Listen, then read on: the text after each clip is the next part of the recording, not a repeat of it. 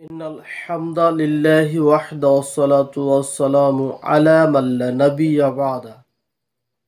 ঈমান আনলে যদি জান্নাতে যাওয়া যায়, মুমিন মুসলিম হওয়া যায়, তবে ঈমান আনার পর যারা জাহান্নামে যাবে তারা কারা? আলেম মুফতি হলেই যদি জান্নাতি হওয়া যায়, জান্নাতে যাওয়া যায়, তবে এক শ্রেণীর আলেম মুফতি আগেই জাহান্নামে যাবে, তারা কারা? হাফেজ হলেই যদি জান্নাতে যাওয়া যায়, হাফেজ হলেই যদি জান্নাতি হওয়া যায়, তবে এক শ্রেণীর হাফেজকে জাহান্নামে তাদের মাথা চূর্ণ বিচূর্ণ করে দেবে, তারা কারা? শহীদ হলেই যদি জান্নাতি হওয়া যায়, এক শ্রেণীর শহীদ জাহান্নামে যাবে, তারা কারা?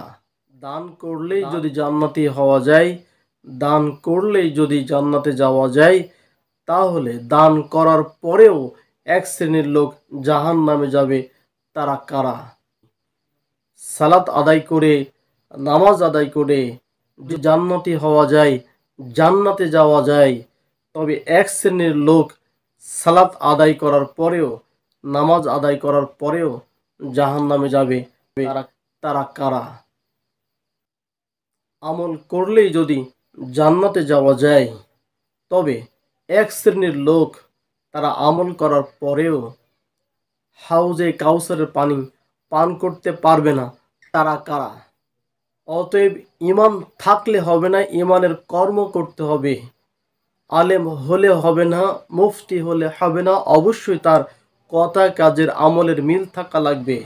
হাফেজ হলেই হবে না, অবশ্যই হাফেজের কাজগুলো করতে হবে, কোরআন কারীম তেলাওয়াত নিয়মিত করতেই হবে। শহীদ হলে হবে না, অবশ্যই অন্তর দিয়ে আল্লাহ সুবহানাহু ওয়া তাআলার রাজি খুশি করতে হবে, তবেই শহীদ হবে। দান করলেই হবে না, একানিষ্ঠ নিয়াত থাকা লাগবে, অবশ্যই দানের মধ্যে আল্লাহ সুবহানাহু ওয়া তাআলার সন্তুষ্টি থাকা লাগবে। সালাত আদায় করলেই হবে না, অবশ্যই সালাতের বিনয়, খুশু খুজু সবগুলোই আল্লাহ সুবহানাহু ওয়া তাআলার একানিষ্ঠ চিত্তে অবশ্যই তা পালন করতে হবে। আমল করলেই হবে না, অবশ্যই সে আমল আল্লাহ সুবহানাহু ওয়া তাআলার নির্দেশ, মুহাম্মদ সাল্লাল্লাহু আলাইহি সাল্লামের পথ পন্থা পদ্ধতি অনুযায়ী হতেই হবে, তাহলেই আপনার আমল কবুল হবে।